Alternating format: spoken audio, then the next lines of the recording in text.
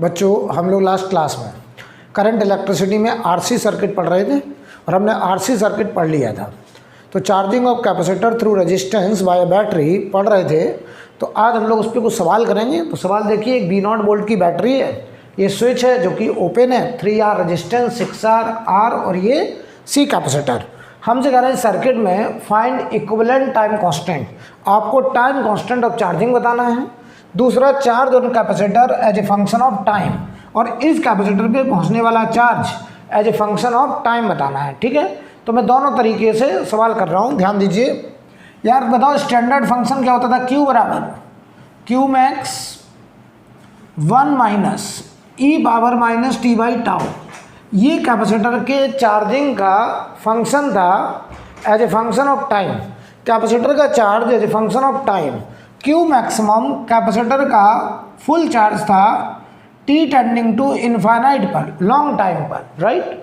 तो पहले एक काम करते हैं, टाउ निकाल लेते हैं और हम लोग Q मैक्स निकाल लेते हैं। ठीक है, तो सबसे पहले बताओ क्या Q मैक्स निकाला जाए? तो देखिए जरा Q मैक्स के लिए, तो T टेंडिंग टू इनफाइनाइट, जैसे हम लोग बोलते हैं स्टेडी स्टेट। स्टेडी स्टेट का मतलब होता है जिस स्टेट में कैपेसिटर फर्दर चार्ज लेना बंद कर दे, मतलब कैपेसिटर ये कह दे कि मैं हो गया फुल चार्ज, राइट। तो बताओ बेटा, स्टेडी स्टेट में मैंने क्या बताया था? Capacitor behave like open circuit. तो मैं यहाँ लिख भी दे रहा हूँ, capacitor behave like open circuit. Capacitor behave like open circuit. जो कैपेसिटर होगा वो एक ओपन सर्किट की तरह काम करेगा। तो हम देखो कैपेसिटर की जगह एक ओपन सर्किट मान लेंगे। ये V0 वोल्ट की बैटरी, ये 3R रेजिस्टेंस, इधर 6R रेजिस्टेंस। ध्यान देना जरा, यहाँ पर एक R रेजिस्टेंस और यहाँ एक कैपेसिटर था, उसे हमने ओपन कर दिया। ओपन करने का मतलब ये होता था कि इस रास्ते में कोई करंट नहीं जाएगी, यही तो मतलब है। मतलब इस रास्ते में कोई करंट नहीं जाएगी, यानी जहाँ कैपेसिटर है उस रास्ते में कोई करंट नहीं जाएगी। हमें देखो कैपेसिटर का Q मैक्सिमम निकालना है और टाउ निकालना है, तो हम दोनों निकालने जा रहे हैं। ध्यान दीजिए, सबसे पहले मैं Q मैक्स निकालना चाहता हूँ। ठीक, तो बताओ Q मैक्सिमम के लिए T टेंडिंग टू इनफाइनाइट पर हमने सर्किट बनाया और कैपेसिटर की जगह ओपन सर्किट कर दिया, राइट। तो बताओ यहाँ से जो करंट निकलेगी वो करंट पूरी की पूरी इधर घूम जाएगी, इसी में घूम जाएगी। तो बताओ ये 3R और 6R सीरीज में होंगे, तो यहाँ से जो करंट जाएगी बताओ वो V0 अपॉन 9R ये करंट होगी। अब बताओ V0 अपॉन 9R अगर करंट है तो यहाँ एक टर्मिनल अगर हम P मान लें, यहाँ एक टर्मिनल Q मान लें, तो potential difference between PQ, potential difference between terminal P and Q। तो बताओ यहाँ का पोटेंशियल डिफरेंस क्या IR होगा, और ये बताओ जो I है करंट वो V0 बाई 9R। तो V0 by 9R into 6R, R से R कट गया, 2V0 बाई 3।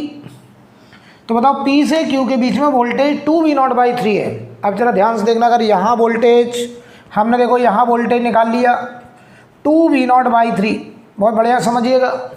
तो क्या वही वोल्टेज यहाँ पे होगा? ये भी P पॉइंट है, वायर है, ये भी Q पॉइंट है, तो वही वोल्टेज यहाँ होगा। अब चलो ध्यान दो, यहाँ से लेके यहाँ तक 2V0 बाई 3 का वोल्टेज ड्रॉप कराना है, जिसमें से इस रेजिस्टेंस ने क्या कहा कि मेरे में करंट 0 आ रही है, तो यहाँ वोल्टेज 0। तो बताओ यहाँ से P से Q तक हमको 2V0 बाई 3 का पोटेंशियल का ड्रॉप कराना है, जिसमें से इस रेजिस्टेंस ने कह दिया मुझे कोई वोल्टेज नहीं मिला। तो बताओ पूरा वोल्टेज यहाँ होगा कितना? 2V0 by 3। इसका मतलब समझो कि जो कैपेसिटर है जिसे हम ओपन सर्किट मान रहे हैं, वास्तव में वो कैपेसिटर फुल चार्ज हो चुका है, और फुल चार्ज होने में उसने इनफाइनाइट टाइम लिया है, और इनफाइनाइट टाइम पर उस कैपेसिटर के अक्रॉस पोटेंशियल का डिफरेंस आ गया है कितना? 2V0 by 3। तो अगर बताओ बेटा 2V0 बाई 3, इसका रियल मीनिंग देखो, ये ऐसे प्लेट होगी, यहाँ पे चार्ज प्लस Q मैक्स, यहाँ पे चार्ज माइनस Q मैक्स, और ये इनर सरफेस पे होगा चार्ज, ये इनर सरफेस पे चार्ज है, इधर इनर सरफेस पर देखो प्लस Q मैक्स। क्यों? क्योंकि ये बैटरी के पॉजिटिव टर्मिनल से कनेक्टेड है। अब पता है ये क्यू मैक्स होगा कितना, मैक्सिमम चार्ज, तो बताओ C इंटू कैपेसिटर के अक्रॉस वोल्टेज 2V0/3, ये हो गया बेटा मैक्सिमम चार्ज ऑन कैपेसिटर।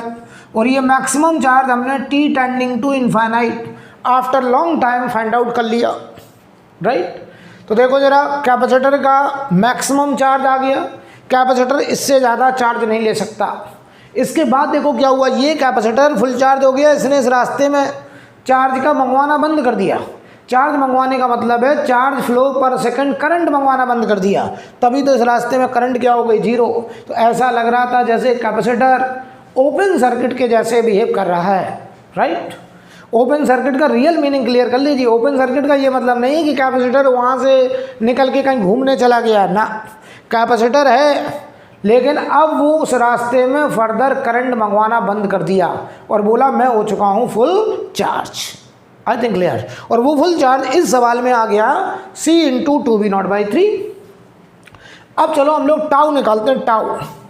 तो ध्यान दीजिए, टाइम कांस्टेंट के लिए याद करिए, याद करो टाइम कांस्टेंट के लिए हमने क्या सिखाया था आपको, सवाल याद करिए कि टाइम कांस्टेंट ऑफ चार्जिंग निकालना है तो कैपेसिटर के टर्मिनल के अक्रॉस, ध्यान दीजिए हम इन दो टर्मिनल के अक्रॉस R इक्विवेलेंट निकालेंगे और बैटरी की जगह वायर मानेंगे शॉर्ट सर्किट। तो इस बैटरी की जगह हम वायर मानेंगे और इन दो टर्मिनल के बीच में जहाँ एक कैपेसिटर था उसके अक्रॉस R इक्विवेलेंट निकालेंगे। तो बताओ ये 3R और 6R पैरेलल, ये 3R और 6R पैरेलल, कितना हुआ 3 इंटू 6 अपॉन 3 प्लस 6 18/9 2R, और 2R के साथ R सीरीज कितना हुआ 3R। तो R equivalent across the capacitor, across the terminal of capacitor, terminal of capacitor कितना आ रहा है, आपने कहा सर 3R आ रहा है, तो पता है जो टाउ होगा वो टाउ हो जाएगा 3R into C, R equivalent into capacitance C कर दिया 3RC, ये हो गया tau. Time constant of charging, याद करो टाइम कांस्टेंट ऑफ चार्जिंग वो टाइम इंटरवल होता था जितने टाइम में कैपेसिटर अपने फुल चार्ज का 63% चार्ज हो जाता था। I think clear. अब बताओ, अब मैं फंक्शन लिखने जा रहा हूँ, यहाँ पर लिख दूँ Q बराबर, यहाँ देखो वैल्यू रख रहा हूँ Q max 1 minus E power minus T by tau, देखना वैल्यू। तो Q बराबर Q मैक्स की value 2CV0/3 1 minus E power minus T by tau, और टाउ है 3RC।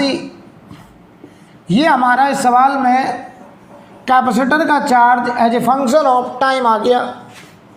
ये आ गया charge on capacitor, charge on capacitor as a function of time. बहुत बढ़िया, समझ लो बेटा। हमने आपको आरसी सर्किट में पढ़ाया था T टेंडिंग टू इनफाइनाइट पर स्टडी स्टेट में capacitor behaves like open circuit, T tending to 0 capacitor behave like wire. हमें टाइम कांस्टेंट ऑफ चार्जिंग अगर निकालना है तो कैपेसिटर के टर्मिनल के अक्रॉस R इक्विवेलेंट निकालिए बैटरी को वायर मानते हुए, और वो R इक्विवेलेंट इंटू C कर दीजिए, आपको मिल जाएगा टाइम कांस्टेंट ऑफ चार्जिंग। और Q मैक्सिमम निकालना कैपेसिटर पे, तो T टेंडिंग टू इनफाइनाइट पे कैपेसिटर को ओपन सर्किट करिए और ओपन सर्किट मानते हुए कैपेसिटर के पैरेलल वाली लाइन में वोल्टेज का ड्रॉप निकालिए। यही वोल्टेज यहाँ होगा, लेकिन इस रास्ते में जो रेजिस्टेंस है वो वोल्टेज ड्रॉप करेगा नहीं, तो जो वोल्टेज यहाँ 2V0/3 है वो पूरा का पूरा कैपेसिटर को मिल जाएगा, और कैपेसिटेंस इंटू 2V0/3 वो हो गया कैपेसिटर का फुल चार्ज, मैक्सिमम चार्ज। इससे ज़्यादा कैपेसिटर चार्ज नहीं हो सकता। आई थिंक क्लियर, नोट करिए इसको, इसे नोट करिए।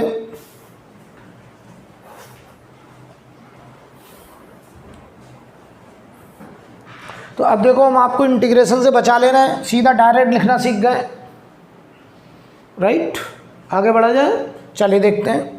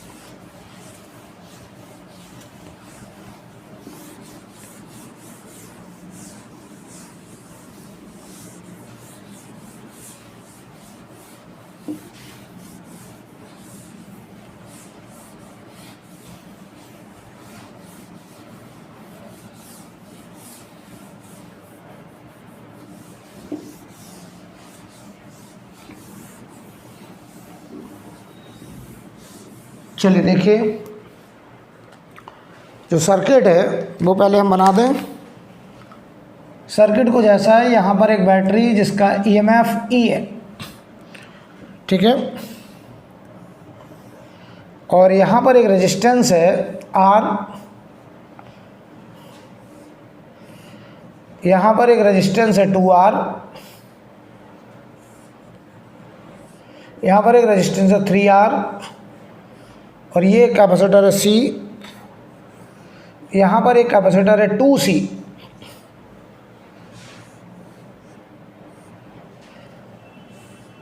और यहाँ पर एक स्विच है ऐसे। सवाल लिखें, find current through resistance, find current through resistance, find current through resistance. पहला part just after closing the switch, just after closing the switch. मैंने बोला फाइंड करंट थ्रू रजिस्टर, पहला part just after closing the switch, switch को close करने के तुरंत बाद हमें हर एक रेजिस्टेंस में करंट बतानी है। सेकंड पार्ट, दूसरा part current through register, current through register after a long time, current through register after a long time. आपको बताना है रेजिस्टेंस, हर एक रेजिस्टेंस में करंट, लेकिन लॉन्ग टाइम के बाद। लॉन्ग टाइम का मतलब इनफाइनाइट टाइम, स्टडी स्टेट में बताने को कहा गया है, राइट। तो समझिए जरा, सबसे पहले तो पहला सवाल, जैसे ही हमने स्विच को क्लोज किया, जैसे स्विच को क्लोज किया तो ये सर्किट क्लोज हो गया। तो बताओ t = 0 पर, t = 0 पर just after closing the switch, मैंने सिखाया था कैपेसिटर बिहेव लाइक वायर। तो आप बोलोगे capacitor behaves like, capacitor behave like conducting wire,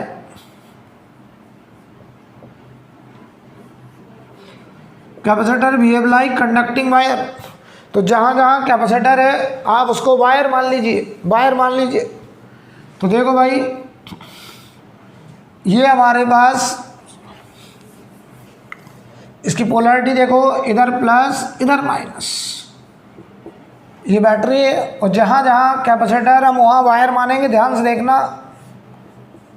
ये आर। अच्छा, वायर मानने का क्या मतलब है? क्या वो कैपेसिटर वायर बन गया? नहीं, वायर मानने का मतलब है उसका व्यवहार एक क्षण के लिए, एक इंस्टेंट के लिए ऐसा लग रहा है जैसे वायर के जैसा है, क्योंकि t = 0 पर कैपेसिटर में कोई चार्ज नहीं है। तो Q/C कैपेसिटर का पोटेंशियल डिफरेंस 0 है, और पोटेंशियल डिफरेंस 0 वायर में होता है। तो हमें ऐसा फील होता है जैसे कैपेसिटर की जगह एक वायर है। तो देखो बेटा, तो यहाँ पे देखो ये 3R, और इस कैपेसिटर को मैंने वायर मान लिया ऐसे। लो, यहाँ एक कैपेसिटर होता था जिसको हमने वायर बना दिया, ध्यान देना, और ये वाला कैपेसिटर भी वायर हो गया।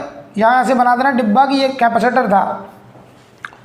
अब देखो जरा, यहाँ पर ये ऐसे कनेक्शन है, तो जहाँ जहाँ कैपेसिटर था हमने वहाँ वहाँ वायर बना दिया। अब देखो क्या होगा, यहाँ से करंट आई आया, आई आ रहा, ध्यान से देखना बेटा। ये देखो वायर है, अगर वायर है तो यहाँ से लेके यहाँ तक पोटेंशियल ड्रॉप 0, तो इस रास्ते में भी यहाँ से लेके यहाँ तक पोटेंशियल ड्रॉप 0 होना चाहिए। और पोटेंशियल ड्रॉप 0 तभी होगा जब आई यहाँ 0, यहाँ भी वोल्टेज ड्रॉप 0 तभी होगा जब आई 0। यानी ये वाली करंट पूरी की पूरी इस वायर के थ्रू ऐसे, या ऐसे बोलें, यहाँ से जो करंट आई वो इस बाईपास के थ्रू ऐसे बाहर निकल गई, और ये दोनों रेजिस्टेंस देखते रह गए। और देखते रहने का मतलब ये हो गए शॉर्ट, इनकी शॉर्टिंग हो गई, ये शॉर्टेड हो गए, ये रेजिस्टेंस बेकार हो गए, शॉर्ट हो गए। और अगर इनकी शॉर्टिंग हो गई तो बताओ बैटरी की पूरी करंट इस बाईपास के थ्रू वापस बैटरी में आ गई, और ये रेजिस्टेंस शॉर्ट हो गए। तो बताओ जरा, यहाँ से जो करंट गया उसको कितना रेजिस्टेंस मिला? Only 1R। तो बताओ करंट होगी E/R, ये करंट होगी E/R, जो कि इस रेजिस्टेंस से होते हुए और इस वायर से होते हुए निकल जाएगी और इन रेजिस्टेंस में दोनों में करंट क्या होगी, 0, राइट। ये बात कब की है, t इक्वल टू 0 की। अब मैं बात करने जा रहा हूँ after long time steady state की बात करने जा रहा हूँ। तो देखिए जरा, इसी में कर दें, इसी में कर देना। चलो देखो, t tending to infinite steady state, steady state में क्या होता है, जो कैपेसिटर है वो बिहेव लाइक ओपन सर्किट। मैं लिख दे रहा हूँ साफ साफ, कैपेसिटर बिहेव्स लाइक,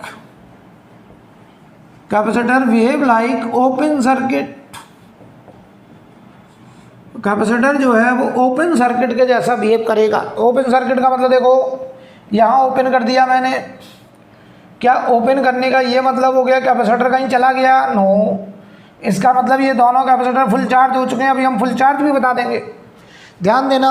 अब यहाँ से जो करंट आई होगी वो करंट ऐसे, अब देखो ये दो रास्ते ओपन है, इनमें कोई करंट नहीं जाएगी। ये पूरी करंट इस 2R से होते हुए, यहाँ से होते हुए वापस बैटरी में चली जाएगी। तो बताओ इस करंट को इस रास्ते से जाते हुए कितना रेजिस्टेंस का सामना करना पड़ा। एक ये R और एक ये 2R, दोनों सीरीज में है। तो R और 2R सीरीज में 3R। तो ये करंट होगी E/3R, ये करंट होगी E/3R। बोलो भाई, अब समझो ये करंट अगर E/3R है तो यहाँ का जो वोल्टेज का ड्रॉप होगा, ध्यान से देखना, I/2R। तो ये वोल्टेज हुआ I/2R। मैं लिख दे रहा हूँ एक बार ऐसे, I की जगह E/3R इंटू 2R, ये हुआ 2E/3। तो बताओ यहाँ अगर 2E/3 तो यहाँ पर भी 2E/3, जबकि इसमें कोई करंट है नहीं, तो पूरा वोल्टेज यहाँ 2E/3। अगर यहाँ वोल्टेज 2E/3 तो देखो ये कैपेसिटर फुल चार्ज, कितना, इधर देखो प्लस, क्योंकि प्लस टर्मिनल से कनेक्टेड, यहाँ माइनस, कितना चार्ज होगा यहाँ पर। तो इसका जो चार्ज होगा इस कैपेसिटर का, मैं यहाँ दिखा दे रहा हूँ, इसका जो मैक्सिमम चार्ज होगा वो होगा C इंटू 2E/3, ये मैक्सिमम चार्ज। अच्छा जवाब दो, यहाँ वोल्टेज 2E/3, यहाँ वोल्टेज 2E/3, यहाँ वोल्टेज इसके अक्रॉस वोल्टेज 0, यहाँ पूरा 2E/3। तो बताओ इसके अक्रॉस, यार बताओ ये पैरेलल में ही तो है, तो 2E/3। तो ये कैपेसिटर भी फुल चार्ज, यहाँ प्लस माइनस। इसका Q मैक्स अगर हमसे कहा जाए कि इस कैपेसिटर पे मैक्सिमम चार्ज कितना, तो 2C इंटू 2E/3। आंसर होगा 4CE/3, ये आंसर है इसका। तो पहले अच्छे से समझ लो बेटा, ये जो चार्ज आप लिख रहे हैं Q मैक्सिमम 4CE/3, ये इस कैपेसिटर का फुल चार्ज है, मैक्सिमम चार्ज है। ओपन सर्किट का क्या मतलब है, ओपन सर्किट का मतलब ये फुल चार्ज हो चुका और इस रास्ते में इसने फर्दर चार्ज को या करंट को मंगवाना बंद कर दिया, यानी उस रास्ते में करंट 0 हो गई जिस रास्ते में कैपेसिटर फुल चार्ज हो चुका है। तो हमने अपना तरीका बना लिया कि ऐसा लगता है कि जब कैपेसिटर फुल चार्ज होता है तो ऐसा लगता है जैसे उस रास्ते में सर्किट ओपन हो गया है। I think clear. नोट करो बेटा, नोट करो।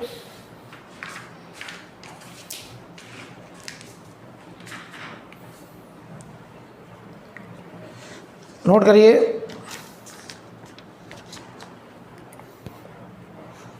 अगला सवाल देखेंगे।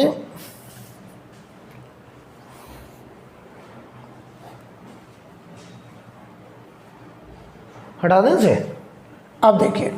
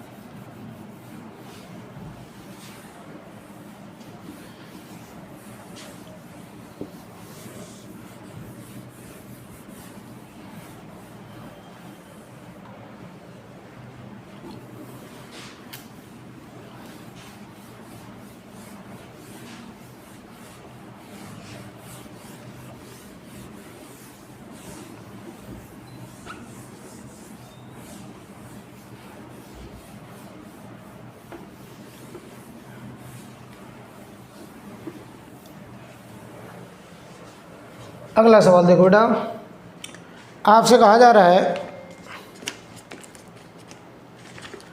ये कोई सवाल है, क्वेश्चन देखिए, यहाँ पर एक बैटरी है जिसका ईएमएफ ई है और यहाँ पर एक स्विच है, यहाँ एक रेजिस्टेंस 6R है और यहाँ पर एक रेजिस्टेंस 12R है और यहाँ पर एक रेजिस्टेंस R है और यहाँ एक कैपेसिटर C है। ठीक है, चलो सवाल लिखिए, फाइंड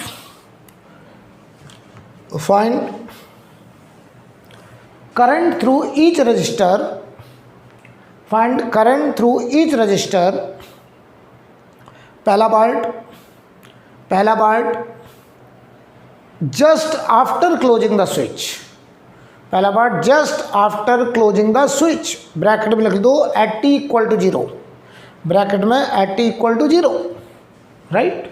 सेकेंड पार्ट लिखो current through each register, find current through each register after long time, bracket में लिखो t टेंडिंग टू इनफाइनाइट, ठीक है। तीसरा पार्ट लिखिए, find charge on capacitor as a function of time, charge on capacitor as a function of time, charge on capacitor as a function of time. आपको capacitor का charge भी बताना है, time का फंक्शन बताना है, ठीक। तो चलो सबसे पहले पहला पार्ट करते हैं, देखिए ध्यान से। पहला पार्ट 3 सवाल करने हैं, इसमें तीनों करते हैं, बड़े आराम से करेंगे, कोई हड़बड़ी नहीं है। सबसे पहले हमें हर एक रेजिस्टेंस में करंट बताना है, कब बताना है, t टेंडिंग टू 0। तो बताओ t टेंडिंग टू 0 का मतलब है just after closing the switch, just after closing the switch, just after closing the switch, just after closing the switch, right. अब समझो ये हमें t इक्वल टू, तो बताओ t इक्वल टू 0 पर जो सर्किट बनेगा कुछ ऐसा बनेगा, देखना, जहाँ जहाँ कैपेसिटर वहाँ वहाँ वायर,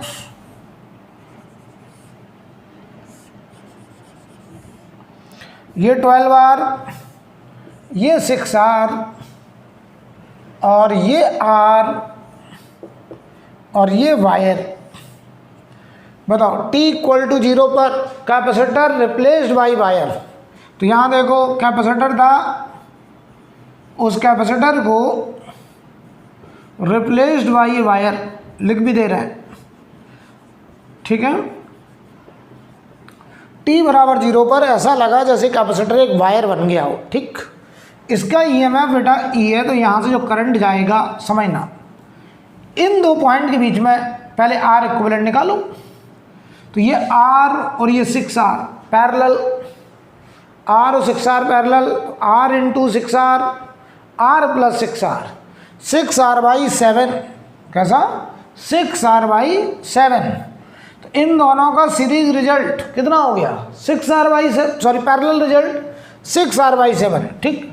अब बताओ 6R/7 के साथ ये 12R सीरीज में है, तो 6R/7 प्लस 12R, देख लो, तो ये हुआ 84 90R/7, 90R/7, ये आ गया आर इक्विवेलेंट। तो यहाँ से जो करंट निकलेगा वो E/R इक्विवेलेंट 90R/7, ये आ गए करंट। अब सुनो, ये करंट यहाँ पहुँचा, अब ये दो रास्ते, कुछ इधर जाए कुछ इधर जाए, पैरेलल रास्ते, और पैरेलल में आपने पढ़ा कि करंट का बंटवारा रेजिस्टेंस के इनवर्स रेशियो में होता है, रेजिस्टेंस के इनवर्स रेशियो में होता है, ये आपने पढ़ रखा है। बोलो भाई, वो अगर बताओ आपने ये पढ़ रखा है रेजिस्टेंस के इनवर्स रेशियो में होना है, तो आप हमारी थोड़ी सी मदद ये कर दीजिए कि इन्वर्स रेशियो में अगर हमें बांटना है तो इधर बोलो 6 से इधर एक हिस्सा, तो इधर जो एक हिस्सा जाएगा I1 वो होगा E/90R, और इधर जाएंगे 6 से तो वो होगी I2 करंट 6E/90R। देख लो भाई अच्छे से, टोटल करंट ये था, हमें 6:1 में बांटना था, 6 हिस्से इधर एक हिस्सा इधर। बोलो भाई कोई डाउट? अब देखिए करंट बढ़ गया और इधर बताओ वापस करंट आ गया I बराबर 7E/90R। ये समझ गए कैसे किया है? पहले हमने बैटरी के टर्मिनल के अक्रॉस R इक्विवेलेंट निकाला, तो ये R और 6R पैरेलल में, तो R × 6R upon R + 6R, 6R/7। फिर उसके साथ ये 12R सीरीज में, तो 12R सीरीज में तो 90R/7 आ गया, तो E/R इक्विवेलेंट कर दिया, तो ये आ गया, राइट। तो पहला पार्ट खत्म हुआ। अब देखिए दूसरा पार्ट। दूसरे पार्ट में कह रहे हैं current on each resistance after long time. After long time मतलब इनफाइनाइट टाइम के बाद, मैं सिर्फ कर रहा हूं। तो देखिए जरा, इनफाइनाइट टाइम के बाद जो कैपेसिटर होता है वो बिहेव करता लाइक ओपन सर्किट।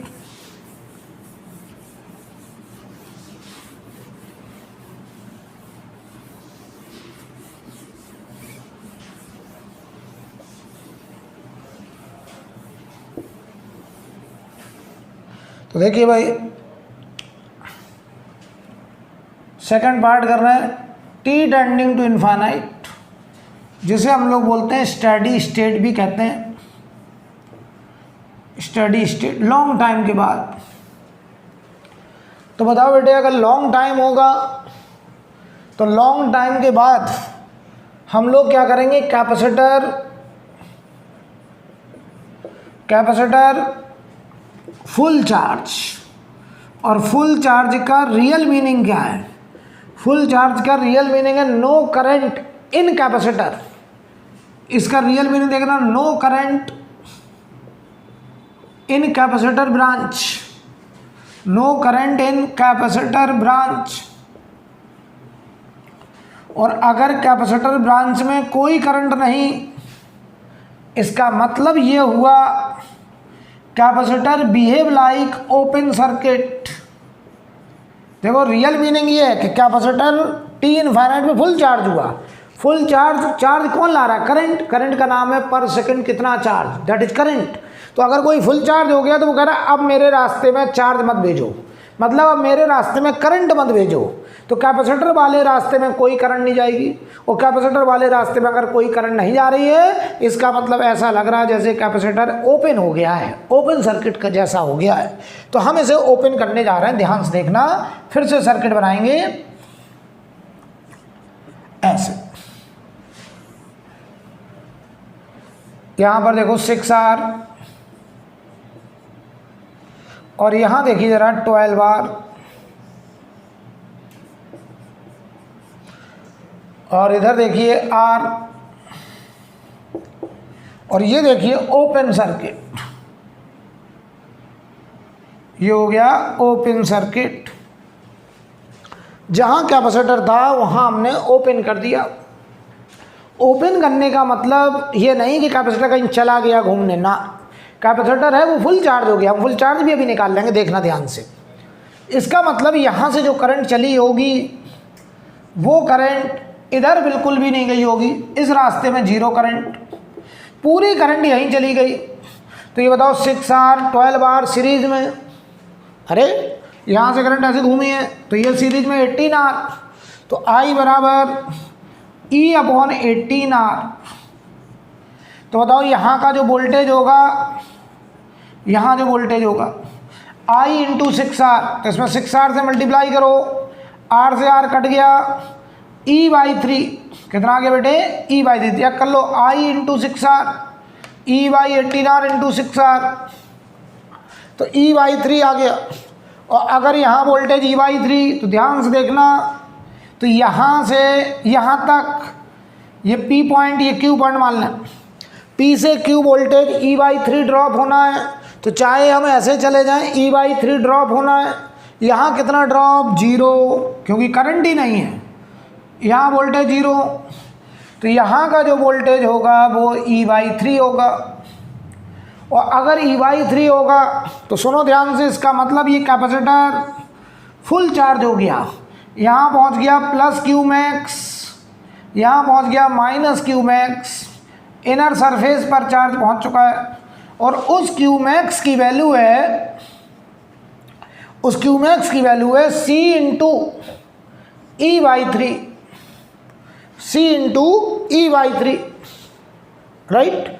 तो ये बताओ हमारा क्यू मैक्सिमम हो गया, इस कैपेसिटर का मैक्सिमम चार्ज। क्लियर। अब सुनो, अब हमको निकालना कैपेसिटर का charge as a function of time. तो क्यू बराबर क्यू मैक्सिमम 1 माइनस E⁻⁻t/τ, ये होता है बेटा। सवाल कहाँ पे अटक रहा है? सवाल अटक रहा है टाउ सर निकालो, टाइम कांस्टेंट ऑफ चार्जिंग निकालो। क्या होता था टाइम कांस्टेंट ऑफ चार्जिंग?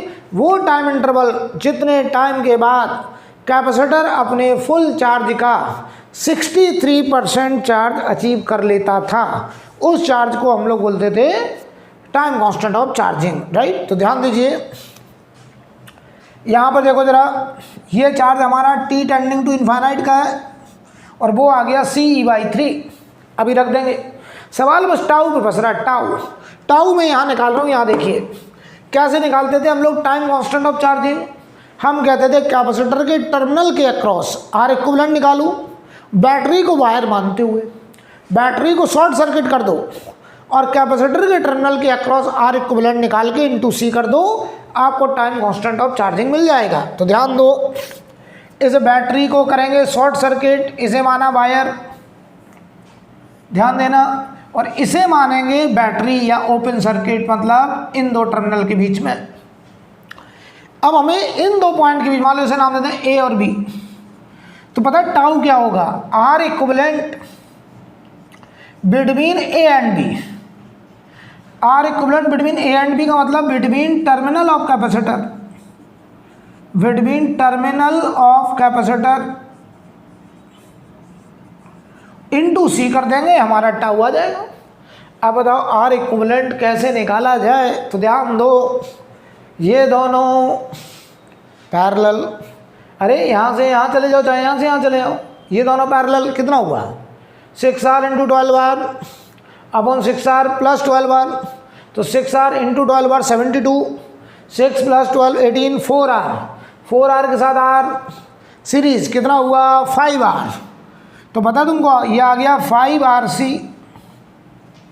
ये आ गया 5RC।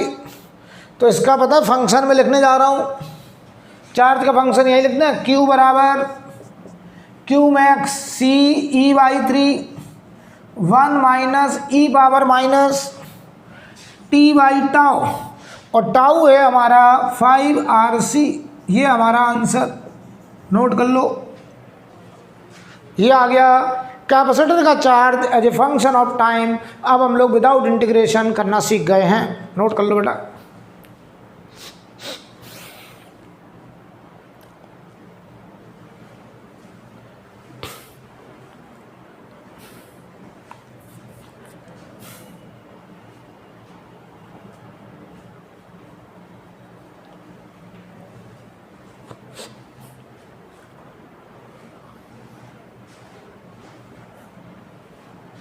नोट करिए, अगला सवाल देखेंगे।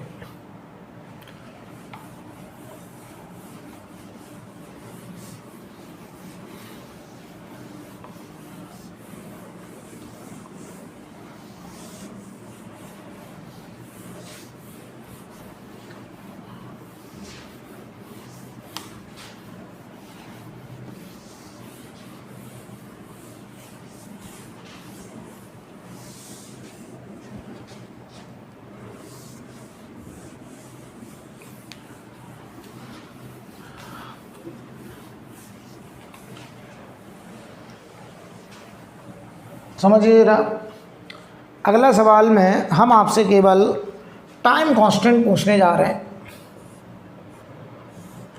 ये बैटरी का EMF E है, ये 18R है, यहाँ पे स्विच है जो कि अभी खुला हुआ है।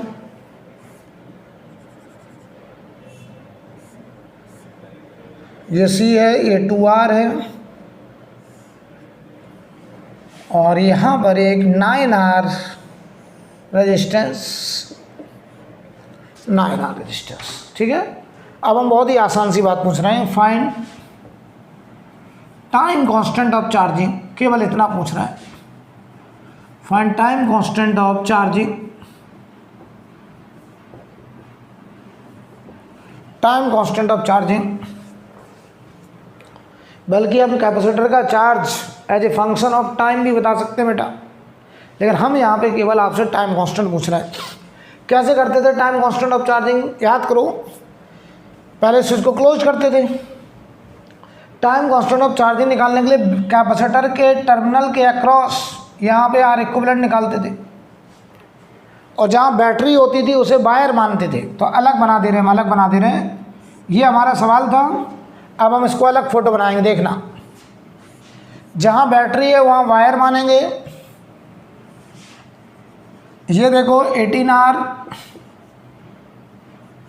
और ये 2R,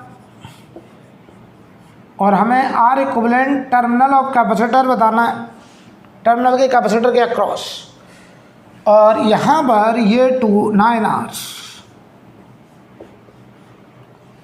बढ़िया समझ लीजिए, बढ़िया से समझ लीजिए। ये बताओ, इन दो पॉइंट के बीच में आर इक्विवेलेंट निकालो, इंटू सी कर दो, टाइम कांस्टेंट आ जाएगा। और मुझे लगता है आपको आर इक्विवेलेंट निकालना बहुत आसान। चलो देखो, इसी के इक्विवेलेंट में फोटो और बना दूँ। देखो, इसको मैं चाहूँ तो यहाँ लगा दूँ और ये दोनों पैरेलल हो जाएंगे। तो देखो, इसको मैं ऐसे दिखा देना, ध्यान देखना। अरे यार देखो, ये पॉइंट पी और क्यू मान लें, तो ये देखो पी और क्यू के बीच में, ये भी पी और क्यू के बीच में। तो ये देखो 18R और ये 9R, ये 9R, और यहाँ पे एक 2R, और ये हमारा ए और बी, ऐसे बन जाएगा। देख लो यार, कितना आसान हो गया। ये पी और क्यू टर्मिनल हो गए। चलो, हमें ए और बी के बीच में, ये दोनों पैरेलल, ये दोनों पैरेलल, कितना हुआ, एलसीएम लो तो 18 × 9 अपॉन 18 + 9, 6R आया, और 2R उसके साथ सीरीज में। तो R equivalent between A and B, बताओ ये कितना आ रहा था, 6R, 2R 8R आ गया बेटा। तो टाउ आ गया 8RC, answer. Time constant of charging 8RC, right. Note करो बेटे।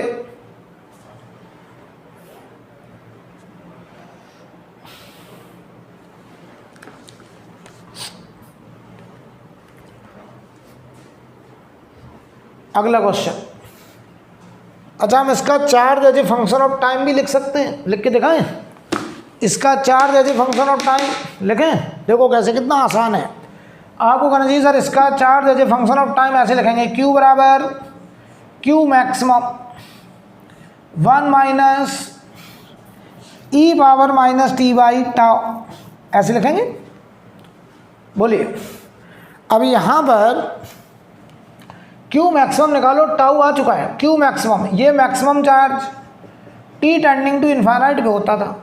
तो पहले एक काम करो, t टेंडिंग टू इन्फाइनाइट पर इसके अक्रॉस वोल्टेज निकाल लो, और वो C × वोल्टेज हो जाएगा मैक्सिमम चार्ज।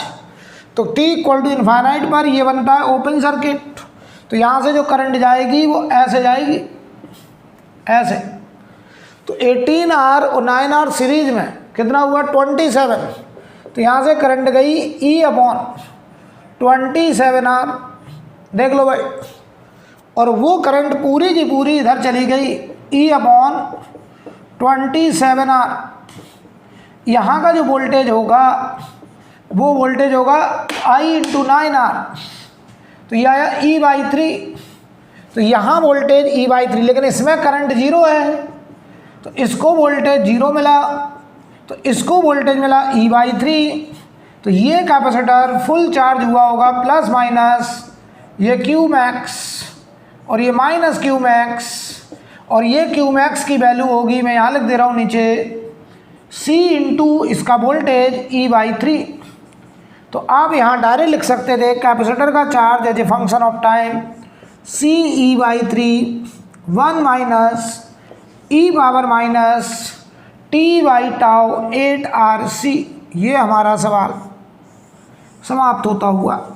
नोट कर लो, एकदम मजाक हो गया, एकदम आसान लगने लगा सब कुछ। कई सवाल करा दिए इसलिए ताकि आप बिल्कुल प्रैक्टिस में आ जाए।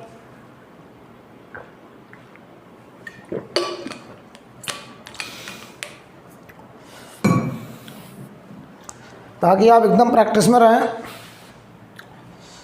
हो गया बेटा, अगला सवाल देखिए।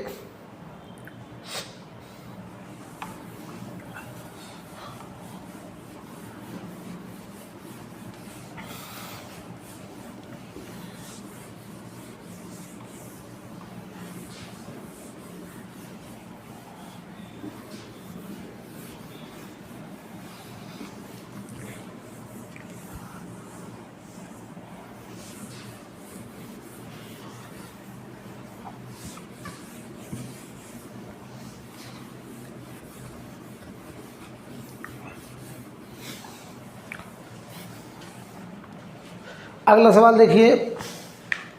मान लो मैं आपसे ऐसे कहें, ये सर्किट है, ये आर रेजिस्टेंस,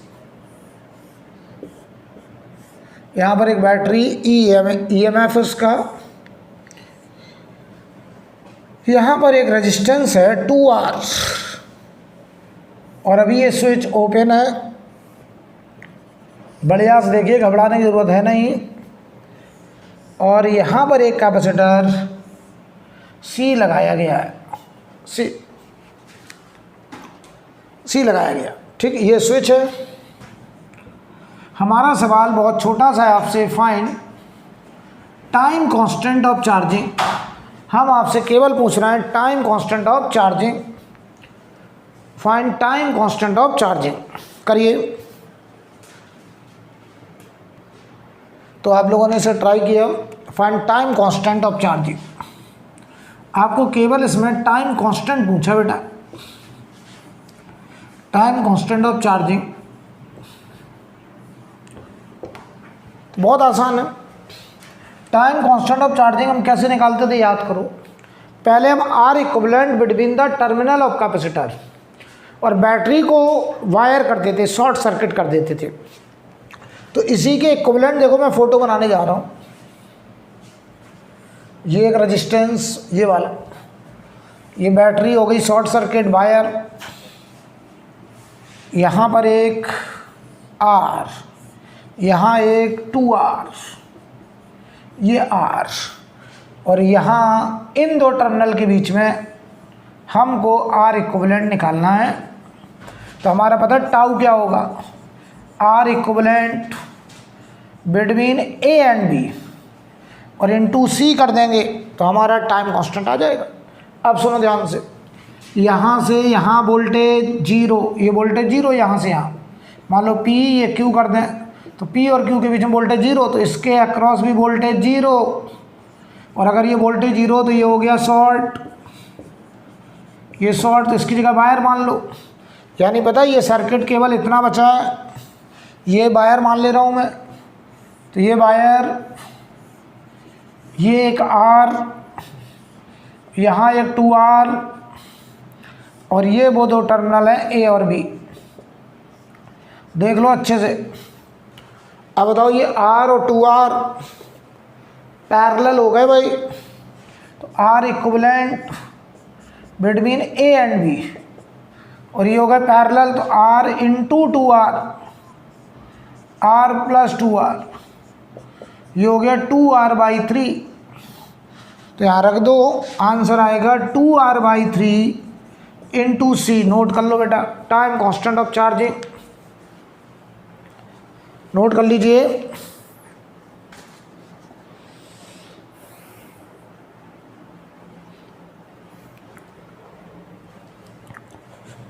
अब हम एक सवाल आपको देने जा रहे हैं, आपको अभी करना है तुरंत। सवाल लिखिए, सवाल लिखिए। ए 4 माइक्रोफैरड कैपेसिटर, क्वेश्चन लिखिए। ए 4 microfarad capacitor and A resistance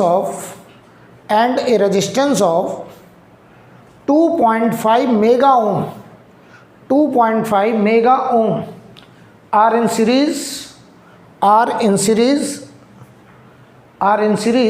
with a 12 volt battery, are in series with a 12 volt battery, with a 12 volt battery.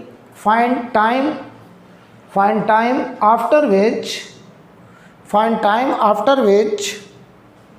the potential difference, find time after which the potential difference across the capacitor is 3 times, across the capacitor is 3 times the potential difference across the resistor.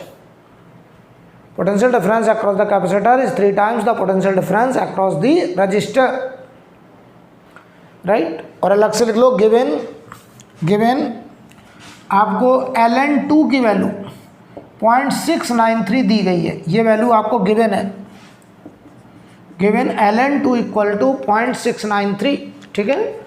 आप सवाल पढ़िए जरा कि करना क्या है, फिर हम लोग करते हैं। बढ़िया सवाल, आसान सवाल, करने लायक सवाल, ट्राई आप करिए। आप चाहें तो अपने वीडियो को पॉज करके खुद से ट्राई करिए, उसके बाद सॉल्यूशन देखिए। क्यों भाई, सवाल पढ़ लो। हमारे पास एक 2.5 मेगा ओम और 4 माइक्रोफैरड कैपेसिटर। तो देखो भाई सवाल कुछ ऐसा, ये एक कैपेसिटर है 4 माइक्रोफैरड और एक रेजिस्टेंस है 2.5 मेगा ओम, मेगा समझ तो 10 की पावर 6, और 12 वोल्ट की बैटरी के साथ कनेक्शन है ऐसे। ये सर्किट हो गया। ये सवाल की लैंग्वेज दी गई थी, डायग्राम दिया नहीं, डायग्राम खुद बनाना है आपको। कह रहे कितने टाइम के बाद कैपेसिटर के across voltage 3 times of voltage across resistance, कितने टाइम के बाद ऐसा होगा, ये हमें निकालना है। ठीक, सवाल पढ़ लो अच्छे से। तो देखो ये डायग्राम दिया नहीं, ये आपको खुद ही बनाना है। उन्होंने कहा था a 4 microfarad capacitor and 2.5 mega ohm resistor are connected in series with a battery of EMF 12 volt, right. और फिर हमसे कह रहे हैं after what time the voltage across capacitor is 3 times the voltage across resistor. तो सुनो पहले अच्छे से, यहाँ का वोल्टेज VR, यहाँ का वोल्टेज BC, और BC और VR दोनों मिलके कितना होगा 12 वोल्ट। अरे किरचॉफ वोल्टेज लगाओ यहाँ से 12 वोल्ट का फायदा, तो ये दोनों मिलकर 12 वोल्ट ही तो बांटेंगे। तो देखो किसी भी टाइम पर t बराबर t पर VC प्लस VR हमेशा 12 वोल्ट होगा, 12 वोल्ट होगा। लेकिन दो टाइम ऐसे हैं, ध्यान देना, t बराबर 0 पर कैपेसिटर कह रहा था मैं 0 रखूँगा, पूरा वोल्टेज 12 वोल्ट रेजिस्टेंस को मिलता है। t टेंडिंग टू इन्फाइनाइट पर कैपेसिटर कहता था पूरा वोल्टेज मुझे मिलेगा, रेजिस्टेंस कहता था मुझे वोल्टेज 0 मिलता है। लेकिन बताओ दोनों का सम हमेशा 12 वोल्ट होता है। तो बताओ बीच में क्या होता होगा, इसका वोल्टेज टाइम के साथ बढ़ता है, इसका वोल्टेज टाइम के साथ घटता है। तो हमें बताना है कितने टाइम के बाद कैपेसिटर का वोल्टेज रेजिस्टेंस के वोल्टेज का 3 गुना हो जाएगा। तो चलो सुनो, यहाँ पे VC प्लस VR का सम 12 वोल्ट होना है। BC की जगह हमने 3VR रख दिया, कुछ भी गलत नहीं करा। तो बताओ VR बराबर 3 वोल्ट। देख लो यार अच्छे से, ये 4VR हो गया। यानी हमें वो टाइम खोजना है जब रेजिस्टेंस का वोल्टेज 3 वोल्ट हो जाए। कितना हो जाए 3 वोल्ट। तो सुनो ध्यान से, रेजिस्टेंस का वोल्टेज क्या होता था I into R, 3 volt. I हमें टाइम का फंक्शन लिखना है। तो याद करो इसमें जो करंट जाती थी वो I का function I max e power minus T by tau, ये फंक्शन था या नहीं था? तो बताओ आई मैक्स, मैं यहाँ लिख दे रहा हूँ, आई मैक्स होता था V naught by R, maximum current कब? टी बराबर 0 पर, और E power minus T by tau ऐसे लिखते थे। तो यहाँ रख रहा हूँ देखो मैं वैल्यू, तो वी नॉट 12 अपॉन आर, या एक बार ऐसे लिख दे रहे हैं, आई बराबर I max e power minus T by tau into R बराबर 3 वोल्ट। आई मैक्स की जगह बताओ वी नॉट बाई आर, तो ये 12 by R e power minus T by tau, tau की जगह आर सी हो जाएगा इंटू आर, आर से आर भी कट गया, इसको इधर भेज दो, e power minus T by tau, R की वैल्यू, अभी एक मिनट रुक जाओ, इसको हम लोग आर सी लिख दे रहे हैं अभी एक बार, ठीक है, और 3/12 1/4। अब यहाँ देखो मैं अलग से टाउ लिख दे रहा हूँ, टाउ बराबर आर सी है, आर देखो बेटा कितना है 2.5 इंटू 10⁶ मेगा, और कैपेसिटेंस है 4 इंटू 10⁻⁻6 माइक्रो, ये कट गया, कितना सुंदर डेटा, 10⁻6 कट गया। तो ये देखो e power minus T by tau 10, और ये बताओ हो गया 2 पावर माइनस 2, दोनों तरफ लॉग ले लीजिए, लॉग ले लीजिए, ले लेना। तो इधर देखो minus T by 10 ln e 1 हो जाएगा, -2 ln 2, माइनस से माइनस कटा, तो यहाँ देखो ln e की वैल्यू 1, यार ये तो 1 हो गया ना, तो t बराबर 20 ln 2, तो t आ गया 20 ln 2 की वैल्यू 0.693 आपको दिया है। तो ये देखो 13.86 सेकेंड, ये आ गया टाइम। इतने टाइम के बाद कैपेसिटर का वोल्टेज रेजिस्टेंस के वोल्टेज का 3 गुना हो जाएगा। ये सॉल्व हो गया। हेडिंग डालिए discharging of capacitor through a resistance, discharging of capacitor through a resistance. अभी तक हम लोग किसी भी कैपेसिटर का चार्जिंग पढ़ने जा रहे थे, अब हम लोग डिस्चार्जिंग पढ़ने जा रहे हैं, discharging of capacitor through a resistance. जो चार्जिंग वाला फंक्शन था बहुत ही इंपॉर्टेंट था, उसको याद रखिएगा, standard form.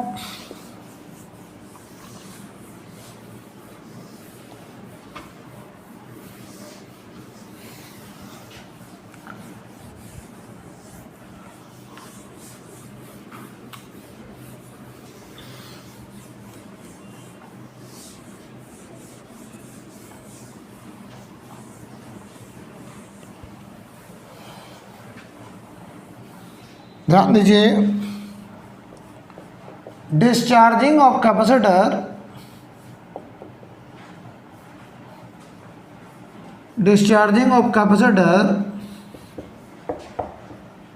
Through a register, through a register.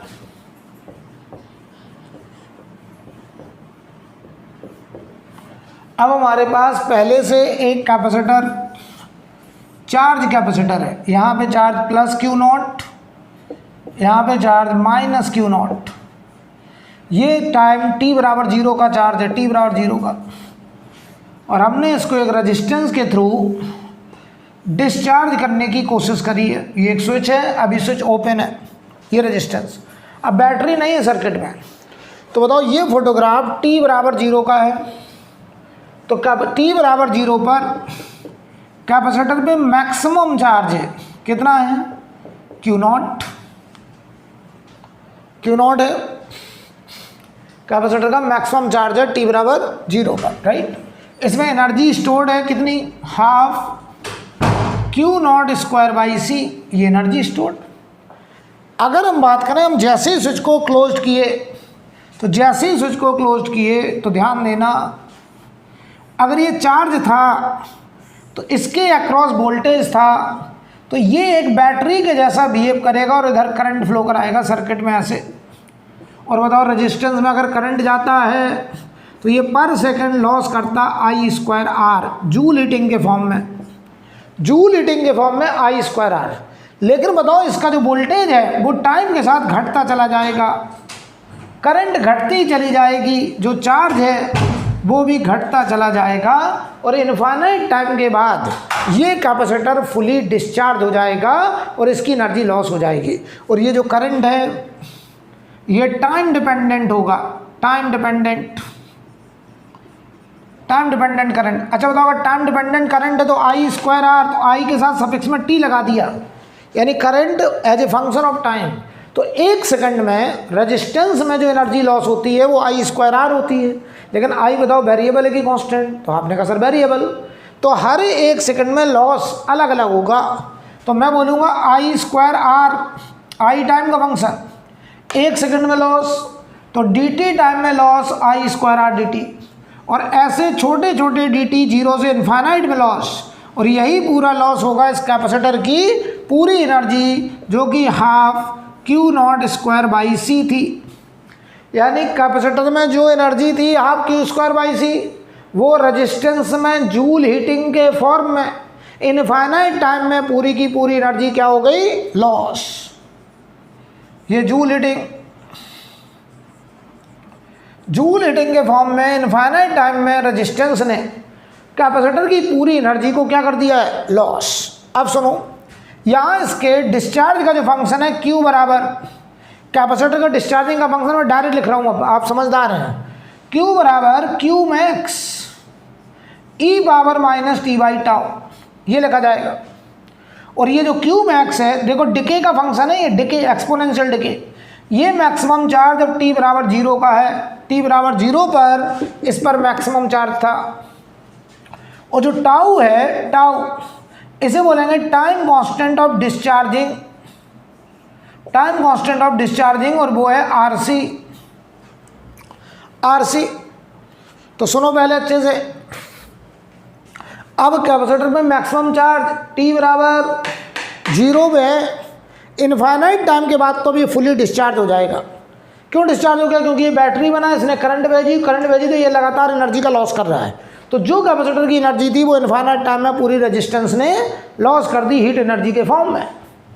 तो आप हमें बताएं t बराबर 0 पर मैक्सिमम चार्ज हुआ करता था।